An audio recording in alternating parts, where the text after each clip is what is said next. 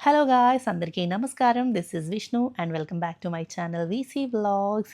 మనకి పాత cinema senior NTR and బాలకృష్ణది ఉంది కదా, పోతులూరి వీర బ్రహ్మేంద్ర స్వామి అని. అయితే అందులో బ్రహ్మంగారు కాలజ్ఞానం రాసినట్టు మనందరికీ తెలుసు కదా. అయితే నేను ఇప్పుడు ఆ ప్లేస్కి వచ్చాను. ఆ ప్లేస్ పేరు ఏంటి అంటే Ravvalakonda.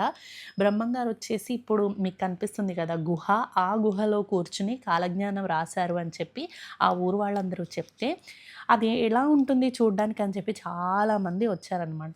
In the same way నేను కూడా వెళ్ళాను. గుహ అయితే చాలా లోపలికుంది. ఎంట్రీ టికెట్ వచ్చేసి మనకి పర్ పర్సన్ 10 రూపీస్ చూడండి. అండ్ గుహ లోపలికెళ్ళిన తర్వాత అందులోనే సొరంగాలున్నాయి. ఇది మహానందికి దారి. ఒక మహానందియే కాదు, మనకి శ్రీశైలంకి ఇంకా వేరే వేరే చోట్లకు కూడా దారులుంటాయి. స్వరంగ మార్గంలో మనం అటు వెళ్ళొచ్చనమాట.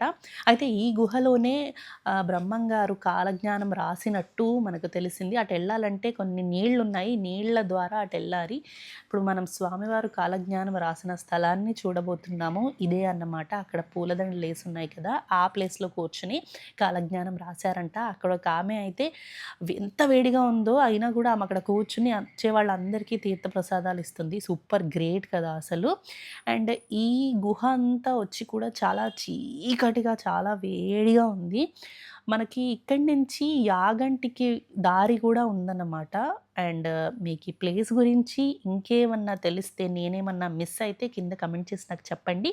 అండ్ మీకు ఈ వీడియో నచ్చితే లైక్, షేర్ అండ్ సబ్స్క్రైబ్ చేయండి. బాయ్.